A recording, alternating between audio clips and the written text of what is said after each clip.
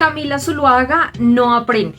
Y es que al parecer a esta periodista de Blue Radio le gusta, le encanta que la estén peinando en vivo, donde todos los oyentes escuchan qué es lo que sucede.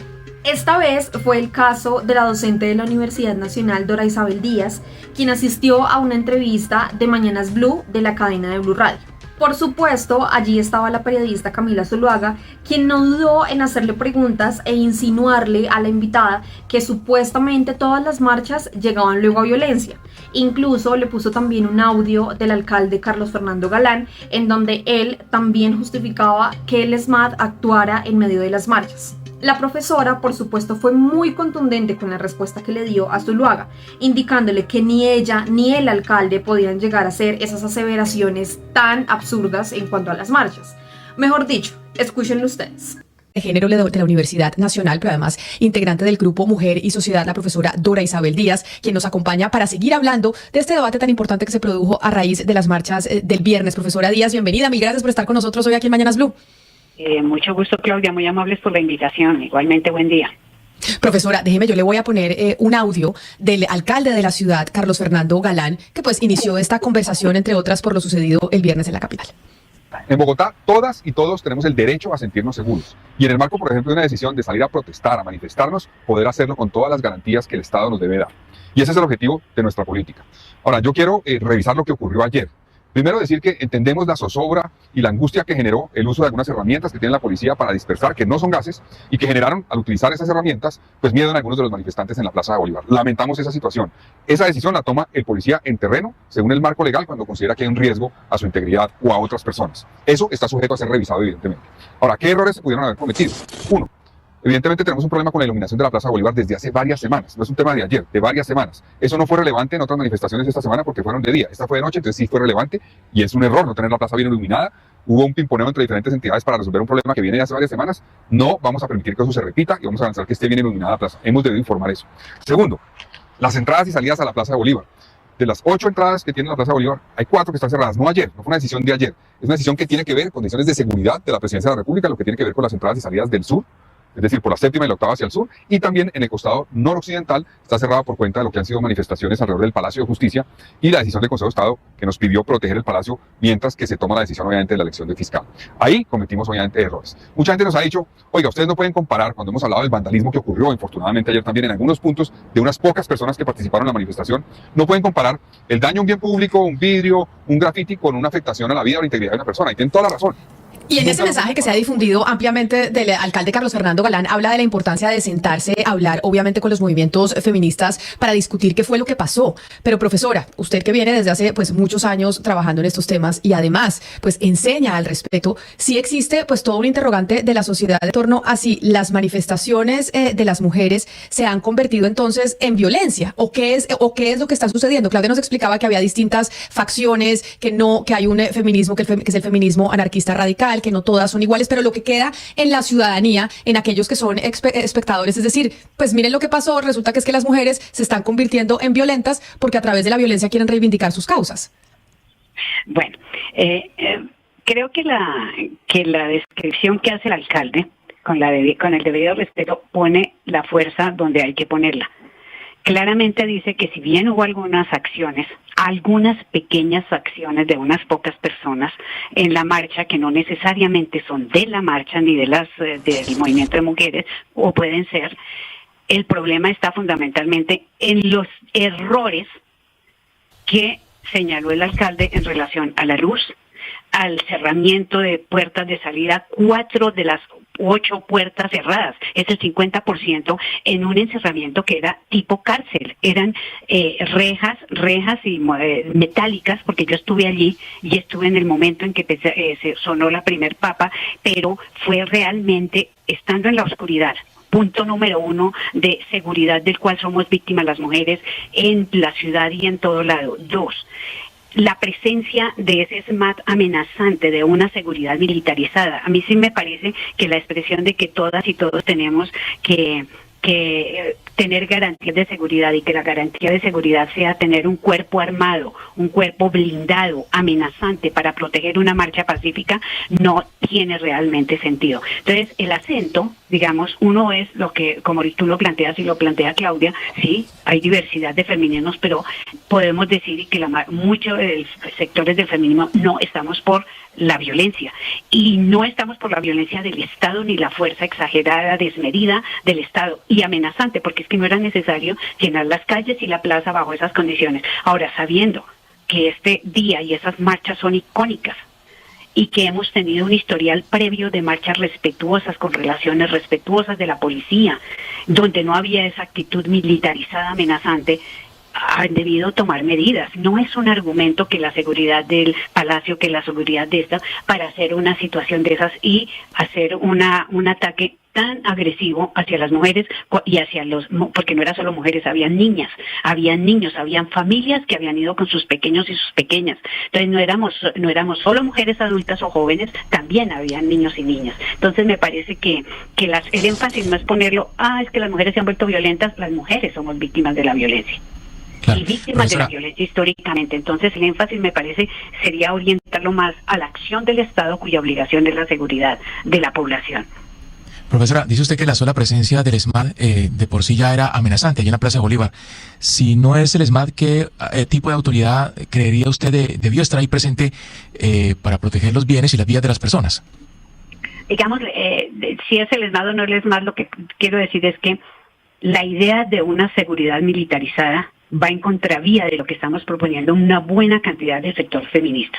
La seguridad con armas, la seguridad con ejército, la seguridad con cuerpos armados no es necesariamente seguridad, es violencia, son formas de violencia. En el mismo momento que sucedió el hecho, que yo estaba allí, cuando sonó y empieza la gente, el miedo, lo que él dice, el miedo, la preocupación, a la gente a correr, habían jóvenes de convivencia, creo que son jóvenes con unos chalecos rojos, si no estoy mal, que se podía ver un poquito en la oscuridad, que decían tranquilas, es decir, había gente de los de convivencia y seguridad que pueden hacer una atención más amigable, más respetuosa y más cuidadora de la seguridad humana, no de la seguridad militarizada. Entonces yo creo que poner en escena para una marcha pacífica semejante cubrimiento de fuerza ya de fuerza de protección ya es una amenaza. Entonces yo creo que para eso hay otras estrategias que ha tenido la alcaldía en administraciones anteriores, y que creo que la sigue teniendo, y que la vi ahí cuando dicen tranquilas, cuando están en una actitud distinta, no militares, no militarizados, sino fuerza de convivencia civil que puede comunicarse de otra manera. Inclusive como eran una cantidad de jóvenes que estaban, de mujeres jóvenes, amables, que estaban ayudando a que no fuera más grave la situación. Pero, profesora, le transmito una preocupación, por ejemplo, algunos oyentes que se repite, que nos escriben al 301-764-4108, para entender cómo se podría actuar en esos casos, que además entiendo lo que va a hacer la alcaldía es sentarse con los grupos de mujeres para saber cómo se debe manejar este tipo de manifestaciones. Nos dice un oyente que se llama Jorge y dice, ¿qué hacer entonces desde la alcaldía cuando hay una de las mujeres que está encapuchada, que sale a prender fuego y puede quemar a otras personas? ¿Cuál debe ser el accionar de la fuerza que acompaña las manifestaciones? Digamos, la pregunta está hecha. Una persona que puede, todo está hipotético, digamos que hay la persona y hay una. Es necesario para una o dos personas no tener una protección de otro orden que no sea esa de toda esa puesta en escena, cubriendo desde la calle 22, que fue donde yo me uní, en la calle 26, porque íbamos de la Nacional. Ya fue ese tipo de fuerza agresiva. Sí había al mismo tiempo algunas personas vestidas de rojo, que creo que son las de seguridad. Ese tipo de personas puede estar, y un refuerzo, quizás diría yo, móvil, si hay algún ataque que pueda ser de orden de riesgo, pero no necesariamente nos va a asegurar que esa presencia no solo se vuelve más provocadora y más intimidante, que tenerla no presente. Inclusive es que no veo por qué tendría que hacer tan presente, porque es que yo les aseguro a ustedes, ciudadanía, que no les va a pasar nada si tenemos todo esto militarizado. Qué pena. Fueron justamente los militares, no solo que agredieron y que hicieron daño a muchas jóvenes y a mujeres en general. Profesora Dora Isabel, antes de plantearle mi pregunta, me parece pertinente decir, ya que esto nos ha servido para explicar que hay varios tipos de feminismo, que dentro de los tipos de feminismo hay varios que son justamente antimilitaristas, y por eso la sola presencia de personal uniformado de la fuerza pública pues representa para ellas una agresión. Pero paso a la pregunta que quiero hacerle. este debate sobre si el feminismo, digamos, se debe avalar desde la causa feminista el accionar de las vías de hecho o el accionar violento, pues no es de ahora, es de siempre, solo que no es lo que ha prevalecido en el feminismo. Pero, por ejemplo, desde principios del siglo pasado, todas las que estudiamos esto sabemos, digamos, las tensiones entre Emma Goldman y Lucy Parsons, en fin, y al final de cuentas se ha ido avanzando. Entonces, ahora vuelve y se abre el debate de estas feministas que usan la violencia hace daño a las causas que persiguen las feministas que no usamos la violencia. Y echamos para atrás y entonces perdemos el terreno ganado y entonces hasta aquí llegó la cosa. Así es, Morcho, ¿usted lo ve así? ¿Lo ve como que nos están haciendo mucho daño a las que no usamos la violencia? Dejen de hacer eso, o pues así ha sido nuestra historia y eso es lo que hay. Yo creo que así como tú dices, así ha sido esa historia y los movimientos sociales son disruptivos. Y sí es gracias a esa disrupción en muchos momentos que se han logrado cosas. Luego yo creo que ante todo, uno sería un llamado a no generalizar la disrupción o los hechos que llaman directos como una expresión única del feminismo, sino como una expresión de algunos sectores del feminismo, ¿de acuerdo?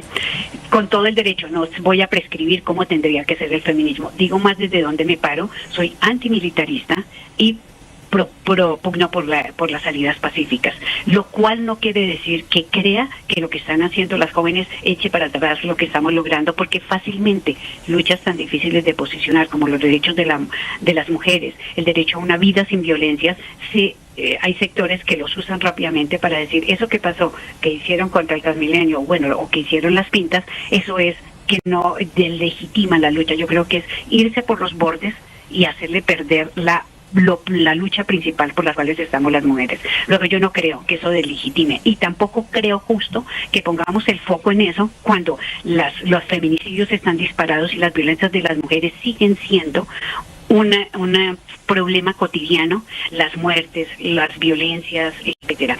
Es más, en relación a las acciones de hecho, la Corte Suprema, no a estas, sino al escrache en las universidades como una forma de denunciar un fenómeno normalizado, invisibilizado, ha sido apoyado y ha sido argumentado por la Corte. Es decir, cuando los grupos están en un estado de no escucha de parte de la institucionalidad, etcétera, buscan maneras que son sus maneras de expresar, sí, profesora Díaz, formas de hacerse oír.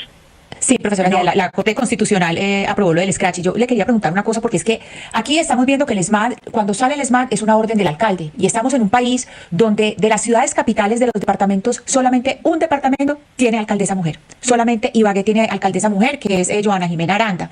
Y uno oye las reacciones de los alcaldes y uno dice, ¿cómo debería reaccionar este alcalde? ¿Cómo reaccionaría una mujer? ¿Cuál es el mensaje de reacción de un alcalde? Se lo digo porque, por ejemplo, yo vivo en Medellín, el alcalde de Medellín, Federico Gutiérrez, dijo, abro comillas, esto nada tiene que ver con reivindicación de derechos de las mujeres. Estoy seguro de que la inmensa mayoría de mujeres no se sienten representadas en quienes cometen estos actos vandálicos. Deben pagar por los destrozos. Bueno, ya sigue pues con lo de identificar, etcétera. Entonces, esto de que después de una marcha de mujeres sea un hombre el que le esté diciendo a las mujeres cómo actuar, eso, pues, ¿cómo se puede lidiar? Él debió haber delegado esto en la Secretaría de las Mujeres. Ahí pues es terrible que tengamos tan poquitas alcaldesas, pero ¿cómo debe actuar un alcalde? Bueno, yo creo que no solo porque que haya alcaldesas nos daría la seguridad, sería mejor por el sentido de paridad, que hubiesen más alcaldesas, que hubieran políticas más favorables a la presencia de mujeres que no necesariamente aseguran, pero dan un poco más de tranquilidad. Entonces, eso sería uno. Entonces un llamado es, así no sean alcaldes hombres, a desarrollar la escucha y la sensibilidad al respeto a los derechos de las mujeres y a las reivindicaciones de las mujeres. Los análisis y las palabras que se digan en ese momento, que vandalizaron, ¿por qué el énfasis cuando mueren, asesinan, etcétera, no está lo mismo? Yo creo que es más una forma y un modo, pero que refleja la prioridad y el puesto que ocupa el asunto de los derechos de las mujeres y el derecho a una vida libre de violencias, el derecho a la paridad, el derecho a estar en los cargos públicos, que termina disonante y destacándose aquel aspecto pequeño y opacando lo más significativo.